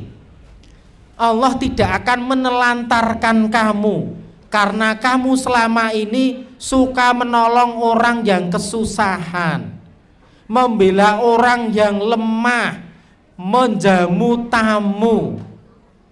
Ini. Jadi walaupun Islam belum ada, kepercayaan orang dahulu, orang Arab dahulu, ketika orang berbuat baik pasti kembalinya juga sesuatu yang baik. Dan setelah seperti itu tadi, menenangkan suaminya. Lho nek ibu-ibu lupa masuk kondi, kowe mesti balik kerja mampir-mampir karaoke. Lho ki kok mambuangi badanmu misalnya kayak gitu. Ki mesti mau bar karo pemandu karaoke misalnya gitu. Yes. Jadi suaminya mau pulang itu, aku ki jane yo pengen balik. Ya sing mancing lama, mancing berjam-jam itu, aku yo pengen balik. Ning aku wedi karo bojoku nek diseneni piye yo. Ini. Jadi suami sudah pulang itu ya. Lah ibu-ibu apa pengen suaminya mancing 3 dina 3 wengi ora balik. Lah si ibu-ibu pengen bar suamine mampir neng karaoke, ini ndak baik. Terus neng karaoke terus ora balik. Kan tetap seneng pulang. Ketika suami pulang disambut dengan baik. Mas, ngersake dahar napa ngersake kula? Jadi ibu-ibu gitu. Lah tadi kan suaminya itu dalam hadis. Dalam hadis, apabila seorang laki-laki di perjalanan melihat perempuan cantik, maka segeralah pulang. Pulang itu maksudnya apa? Melihat perempuan cantik, bernafsu, pulang ada istrinya, bisa melampiaskan syahwat dengan istrinya. Orang malah ibu-ibu saiki, yo seneng-seneng jobo, nek butuh terus mulai. Lah terus nek suamine butuh ora mulih apa ora tambah repot. Melihat perempuan cantik kemudian timbul syahwatnya, tidak ingat istrinya, malah ingat kalau di dekat saya di Kaliwungu tuh ada lokalisasi namanya Gambilangu, perbatasan Semarang. OTW aku emang bendino lewat toh Mas. Apa meneh senenge? Aku ki lho bendino mung lewat tok, urung pernah mampir aku. Itu sampai kalau ada permintaan pemeriksaan pengobatan gratis, aku ya wegah mangkah toh Mas. Ngokan aku ya wedi dadi tersangka. Golek dokter sing kira-kira wedok kabeh, dokter sing mangkat rono, perawate wedok kabeh. Pak, supire ora ana supir wedok, Pak. Ya supire lanang ra apa-apa. Aja entuk medun saka ambulan. Engko nek tergoda dengan para penghuni lokalisasi itu. Nah, itu jadi laki-laki kalau di jalan melihat perempuan cantik, apalagi perempuan sekarang, apa ono sing ora cantik to, Mas? Wong nek mbok kei dhuwit ku ya entek nggo tuku wedak, skincare dan lain sebagainya. Maka suami pulang, istri tidak banyak tanya, pertanyaannya 2. Mau makan apa mau saya? Ojo masuk kondi dulu lah, malah suaminya lunga. Kembali ke tadi. Khadijah sebagai teladan untuk ibu-ibu, ketika suaminya pulang dalam kondisi ketakutan, gemetar, keringat dingin, ditenangkan dengan kata-kata, diselimuti, ditunggui sebentar sampai tertidur. Setelah Nabi Muhammad tertidur, Khadijah keluar ke rumah saudaranya Warokoh bin Naufal. Intinya seorang istri harus bisa menenangkan hati seorang suami yang sedang galau. Menenangkannya ora sah kokean ditekoni, ora sah kokean didedes, ditenangkan, dicukupi kebutuhannya. Ini teladan dari Nabi Muhammad dan teladan dari Khadijah.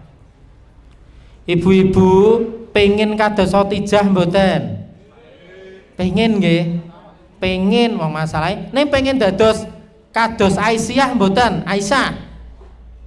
Pengen mboten? Pengen, muda, cantik, pinter, tapi madunya banyak. Ndak pengen rasido Pak, Raina. Ya, jadi kalau Khadijah selama menikah dengan Rasulullah hanya beristri Khadijah. Sudah, ini teladan Nabi Muhammad sebagai ayah, sebagai suami, dan Khadijah sebagai istri. Maka ketika Nabi mendakwahkan Islam, Khadijah, "Mpun Pak, mpun Mas," bosone kene, "ini harta saya, silahkan digunakan untuk kepentingan dakwah Islam." Maka ketika Khadijah meninggal, Rasulullah mau hijrah, ya hartanya habis digunakan untuk kepentingan dakwah.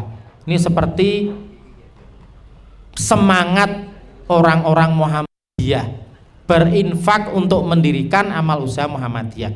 Ini Khadijah sebagai istri. Kemudian Rasulullah sebagai suami dengan satu istri. Kemudian ada teladan Rasulullah sebagai suami untuk banyak istri. Jadi total istrinya Nabi Muhammad itu ada yang bareng 9, yang tidak bareng karena Khadijah kan tidak bareng, itu total sekitar 12. Loh kok lebih dari 4 Pak? Loh ngaku meh nambah siji meneh wae ora wani kok. Untuk Rasulullah ada kekhususan. Maka untuk umat Islam maksimal 4, untuk Rasulullah khusus boleh lebih dari 4. Bon, ora usah protes. Wong siji wae ana sing durung entuk, loro ora wani. Ati karep nyali cupet.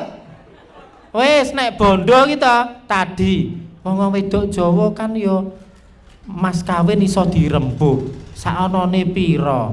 Wis to, lah nek dengan kaya raya emange do wani. Ora wani kan? Nyaline sing cupet. Ibu-ibune galak-galak mulai telat wae aku dilabrak kok, Pak. HP ku ki to, Pak, bendina ki dicek lho karo bojoku, Pak. Ki ana WA kok ngendi, ana nomor tidak dikenal. Ini kembali ke sini. Setelah Khadijah meninggal, maka Rasulullah menikah dengan, saya kok lupa namanya ya. Ini seorang janda yang tua juga. Ya. Jadi Rasulullah menikah yang kedua itu dengan janda namanya Saudahri dulu atau bukan, Saudah dulu. Jadi hampir bersamaan Rasulullah menikahi 2 orang hampir bersamaan. Saudah ini janda tua, yang maksud tujuannya Rasulullah janda tua ini nanti bisa mengasuh anaknya Rasulullah yang masih kecil. Fatimah itu kan masih kecil. Dan sekalian menikahi Aisyah yang muda. Ini satu-satunya istri Nabi yang tidak janda. Yang Saudah ini janda dari Ubaidah bin Haris. Jadi Ubaidah itu sepupunya Nabi, anaknya Haris bin Abdul Muthalib. Jadi Abdul Muthalib punya anak pertama namanya Haris, kemudian punya anak-anak, punya anak namanya Abdullah. Abdullah punya anak namanya Muhammad, Haris punya anak salah satunya Ubaidah. Ubaidah ini masuk Islam, meninggal di perang Badar. Ini kalau kita melihat film perang Badar, sebelum perang ada duel 3 orang, Hamzah, Ubaidah, Ali melawan Utbah dan berapa orang itu. Ubaidah terbunuh dalam duel itu. Tidak langsung mati tapi kakinya terpotong terus meninggal. Maka jandanya dinikahi oleh Nabi Muhammad. Di dalam budaya Arab, salah satu cara untuk memuliakan pertemanan adalah dengan menikahi jandanya atau anaknya. Jadi kalau saya punya, misalnya saya punya teman Pak Joni, teman akrab, Pak Joni meninggal, maka penghormatan saya kepada Pak Joni, saya menikahi istrinya Pak Joni. Contohnya seperti itu. Itu dalam budaya Arab seperti itu.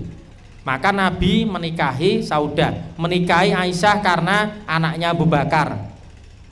Kemudian menikahi yang anaknya Umar itu siapa namanya? Hafsah. Hafsah itu juga seorang janda. Suaminya namanya Hunais, meninggal dalam perang Uhud. Masuk Islam, ikut perang, meninggal. Maka Nabi menikahi anaknya Umar untuk menghormati hubungan Umar dan karena anaknya, istrinya seorang pejuang. Nanti menikahi Ramlah binti Abi Sofyan, anaknya Abu Sofyan. Ini Abu Sofyan yang memusuhi Islam, anak perempuannya masuk Islam, menikah dengan seorang laki-laki, kemudian hijrah ke Habasyah. Di sana suaminya meninggal atau masuk Kristen, maka penghormatan dinikahi oleh Rasulullah. Rasulullah seperti itu. Jadi mas-mas yang pengen menikah lagi, pilihlah janda-janda untuk menolong mereka. Boleh lebih dari 1, 2, 3, maksimal 4. Nonton nggih ibu-ibu, jadi laki-laki itu boleh menikah maksimal dengan 4 istri, 4 perempuan. Daripada umpet-umpetan, lebih baik menikah resmi. Pokoknya ustadz ora asik, sesuk meneh rasah dipanggil. Ibu-ibu yang pertama, ibu-ibu kedua, Pak Ustadz, ndak apa-apa, saya itu tidak melarang suami-suami menikah, asalkan bukan suami saya. Suamine wong-wong kae menikah dengan lebih dari 1 boleh, asal jangan suami saya. Ini 5 menit lagi. Keteladanannya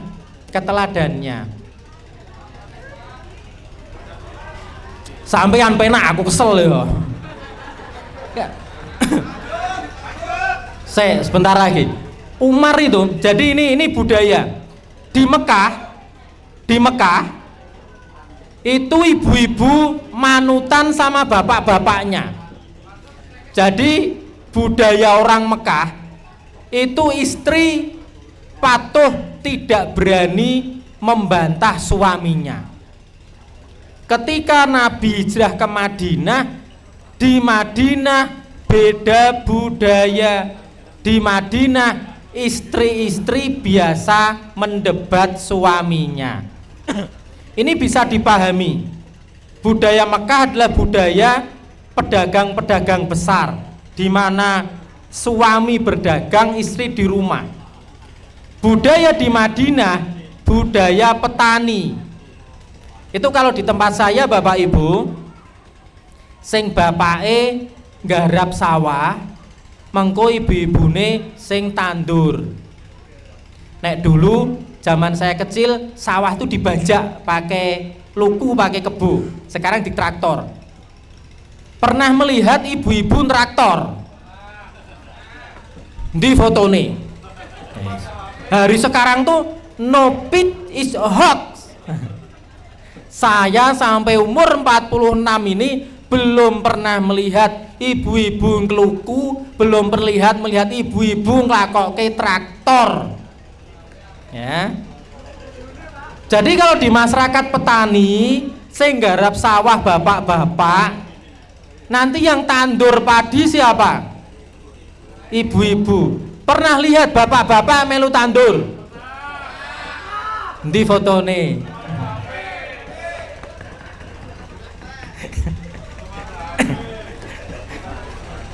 Kok belum ada HP ki sawah rasi? Ora deh. Nah, nanti kalau bentar lagi kan musim garap sawah ini. Coba dilihat nanti dikirimkan saya lewat Bu Direktur Bapak Yusuf Bapak Ahyar itu. Nek ono pas traktor ono ibu-ibu melu traktor, nek ono pas tandur bapak-bapak melu tandur. Jadi kalau di masyarakat petani itu hampir apa ya, kedudukan laki-laki dengan perempuan sejajar. Siji macul, siji tandur. Nek matun bapak-bapak ada. Bapak-bapak ada. Nek tempat saya tandur ibu bapak-bapak ndak ada. Mbok nek neng mayong ya apa gandeng bapak-bapake do wedi karo ibu-ibune, bapake yang golek duit, traktor, tandur, matun. Kok kabeh bapak-bapak ono. Ini di Madinah suatu hari Umar bin Khattab ini kan dapat istri orang Madinah juga, istrinya lebih dari satu. Itu suatu hari ngomong dengan istrinya, berani mendebat. Lah Umar kemudian marah. Oh, kowe nek wani karo wong lanang tak andake Rasulullah. Ya kono to andakno, ngaku wingi we neng omahe Hafsah, anakmu wae wani mendebat Nabi kok, apa meneh mau ngaku mendebat Umar. Gitu. Ibu-ibu kayak gitu. Emangnya aku rawani karo kowe, Pak? Podo kerjane, podo karyawane, seperti itu. Kembali. Maka Umar datang. Sebelum Umar berjumpa dengan Nabi, di luar rumahnya Nabi, rumah Nabi itu kan ya kamar-kamar. Umar itu mendengar istri-istri Nabi itu pada, "Mah iki blonjone kurang, saiki iki beras ya munda, minyak goreng ya munda." Istri-istri Nabi menuntut tambahan uang belanja. Yang Nabi hanya diam saja. Nah, ini perlu ditiru. Bapak-bapak nek mau bapak-bapak mau niru Nabi ndak? Niru Nabi apa niru Firaun? Pilihane kok medeni men to, Pak. Kalau niru Nabi kayak tadi, ketika istrinya komplain, bapak-bapaknya hanya diem. Maka Umar itu setelah mau ke rumahnya Nabi, wah Umar itu kan orangnya galak. Sampai depan rumah, istri Nabi itu pada celoret itu. Nabi hanya diam. Umar ndak jadi ngetok pintu. Yo, lha sing Nabi wae dicereweti istrinya diam, apalagi kok Umar. Yang Nabi saja dicereweti istrinya diam, apalagi kok kita. Ya, jadi ini teladan Nabi, suami dari banyak istri. Dicereweti istrinya diam. Namanya wanita, istri-istri Nabi. Istri-istri Nabi itu bukan orang sembarangan. Tadi Khadijah, bangsawan Quraisy, pedagang kaya raya. Saudah walaupun tidak kaya juga dari keluarga bangsawan. Aisyah anaknya Abu Bakar, Abu Bakar kan konglomerat. Hafsah anaknya Umar, Umar juga pedagang. Romlah anaknya Abu Sufyan, wah itu malah kaya raya. Istri-istri Nabi itu tidak ada yang perempuan biasa. Maka wajar kalau nuntut biaya belanja. Kemudian Umar pulang, wes kalau gitu saya ndak jadi. Ini contoh teladan Nabi sebagai suami dari banyak wanita. Ada lagi, Nabi itu kan istrinya banyak. Istri banyak, nek punya istri banyak Mas, itu ndak boleh dikumpulkan dalam satu rumah. Jadi ono omah siji, loro, telu, papat. Nek KPR BTN siji wae kangelan, ora usah mikir nambah istri. Jadi ibu-ibu yang suaminya duitnya ndak terlalu banyak itu bersyukur. Biasanya wong lanang nek duitnya akeh karepe macem-macem. Gitu bapak-bapak ya. Lah wong duwite pas-pasan sing tuku pancing, tuku sepatu bal, tuku sepeda, helm sepeda macam-macam. Ini kembali ke sini. Istri-istri Nabi seperti itu, maka Nabi bersabar sampai pada tahap akhir. Nabi itu kalau dicerewet istrinya ndak marah-marah, ndak kayak kita. Loh, kowe ngerti agama ora? Ari jalun kawu punal nisa lho. Laki-laki itu pemimpin. Wah, malah nggo dalil agama. Nanti ibu-ibunya kalau sampai rumah ya bisa dipraktekkan. Bapak-bapaknya diseneni kira-kira diem atau marah. Kembali pada kasus ini, maka ketika Nabi sudah tidak tahan dengan tuntutan para istrinya, turun ayat Quran yang Nabi menawarkan, wahai istri-istriku, apabila kamu menghendaki pengen harta benda dunia, saya tidak bisa memenuhi. Karena Nabi itu kalau dapat harta yo diberikan orang kelaparan, fakir, miskin dan lain-lain. Nek kamu tetap menghendaki harta, maka lebih baik kita berpisah dengan baik-baik. Tapi kalau kalian mau dengan kondisi saya, ya harus bersabar. Ini ternyata semua istrinya rela dengan kondisi kehidupan dari Nabi. Tidak ada yang minta cerai. Ini Nabi sebagai suami dari banyak istri. Istri-istri Nabi itu kan dibuatkan kamar-kamar karena bukan rumah, mungkin ukuran 4x4. Nabi setiap sore datang ke istri-istrinya. Nah, istri Nabi itu ya jenenge wanita ya. Ya Rasulullah, siapa di antara istrimu yang paling kamu sayangi? Ini kan pertanyaan angel. Ibu-ibu jangan sering membuat pertanyaan sulit. Pak, aku ayu pora. Lah nek umur 30 ya isih gampang jawabe. Lah nek umur sudah 40 ke atas, ini kan pertanyaan sulit toh Bapak-bapak. Nggih toh Pak Yusuf, tuh misalnya dikasih pertanyaan gitu, menjawab jujur. Lah nek umur 40-50 kan ya wis ora ayu.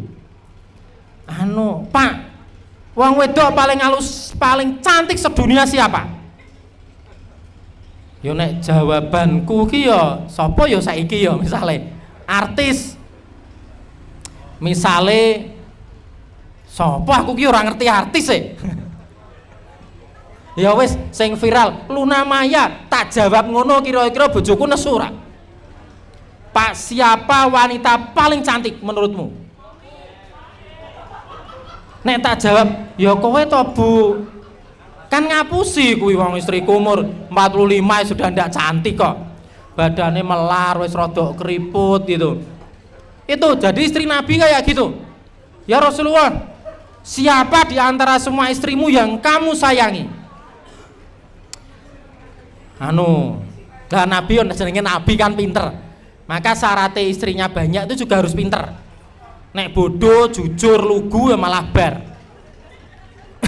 Jadi Nabi ngasih dalam satu riwayat kurma, dalam satu riwayat itu perhiasan, entah mutiara entah apa. Nyawa gue tak kei, berarti sing tak kei, sing paling tak sayangi di antara istri-istriku itu yang saya kasih pulpen ini misalnya. Lah suatu saat istri-istri Nabi itu kumpul. Ngono ki ya istrine ki ana sing jarak di depan istrinya. Ya Nabi Muhammad, ya Rasulullah, siapa dari kami semua yang paling kamu sayangi? Jawabnya gampang. Yang saya beri cincin kemarin, itu yang paling saya sayang. Loh, semua istrinya kan diberi cincin. Berarti dari semua istrinya merasa paling disayangi oleh Rasulullah. Jadi bapak-bapak kalau ada pertanyaan, Pak, sekarang siapa yang paling cantik? Jawabnya gini, yang paling cantik ya kamu Bu. Dulu umur 25, itunya pelan-pelan aja. Nek sekarang ya ndak paling cantik. Jadi ini perilaku Nabi kepada istri-istrinya.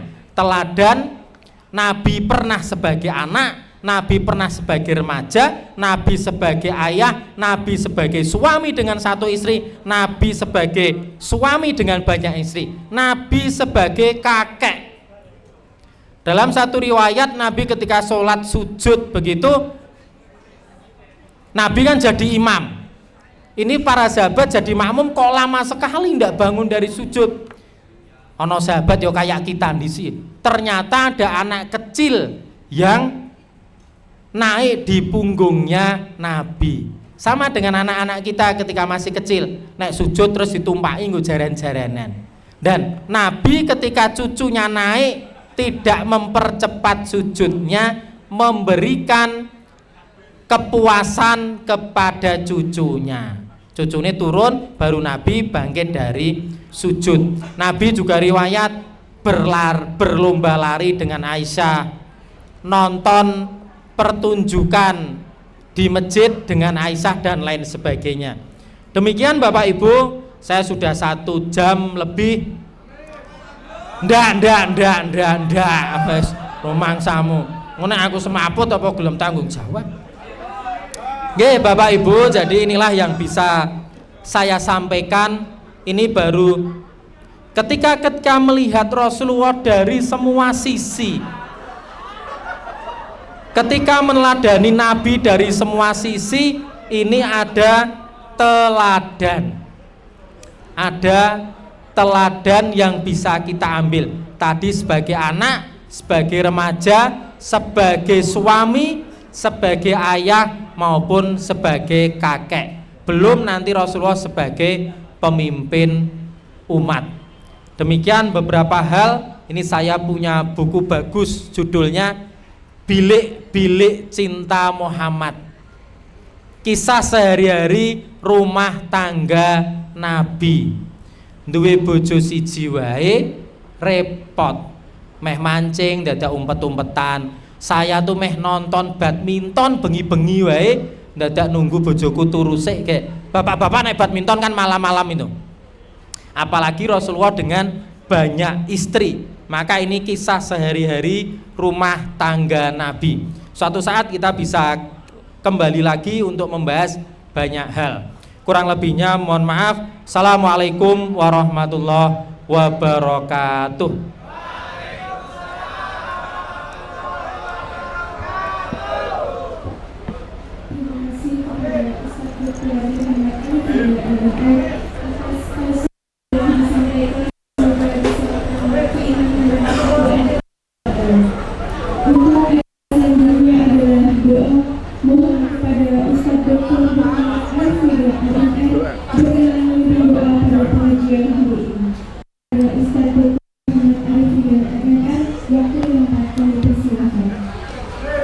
Bapak Ibu, marilah kita tutup acara pada pagi hari ini dengan berdoa.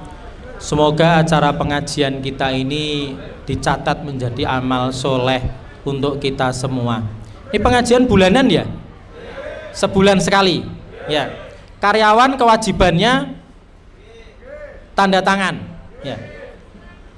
Di tempat saya untuk pengajian karyawan di rumah sakit, setiap Jumat pagi ada pengajian. Kewajiban karyawan sebulan minimal 2 kali.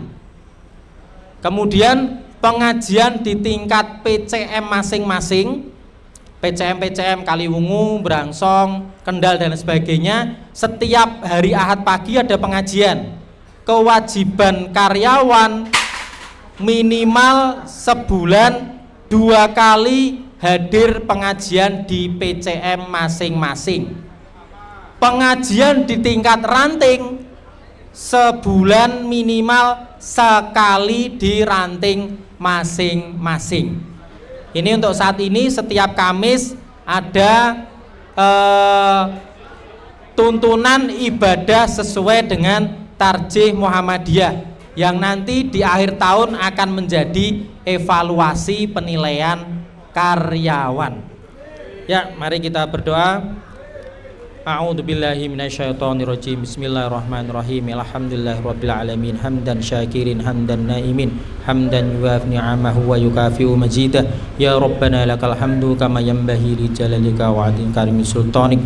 Allahumma shalli ala Muhammad wa ala ali Muhammad. Allahumma inni salamatan fid din wa afiatan fi jasadi wa ziyadatan fi ilmi wa barakatan fi rizki wa taubatan qabla al-maut wa rahmatan indal maut maghfiratan ba'dal maut wan najata minan nar wal afa indal hisab. Rabbana hab lana min azwajina wa dhurriyyatina qurrata a'yun waj'alna muttaqina imama. Rabbana dhalamna anfusana wa illam taghfir lana wa tarhamna lanakunanna khasirin. Rabbana atina fid dunya hasanah wa fil akhirati hasanah wa qina adzabannar. Subhanaka rabbil izzati amma yasifun wa salamun alal mursalin walhamdulillahi rabbil alamin.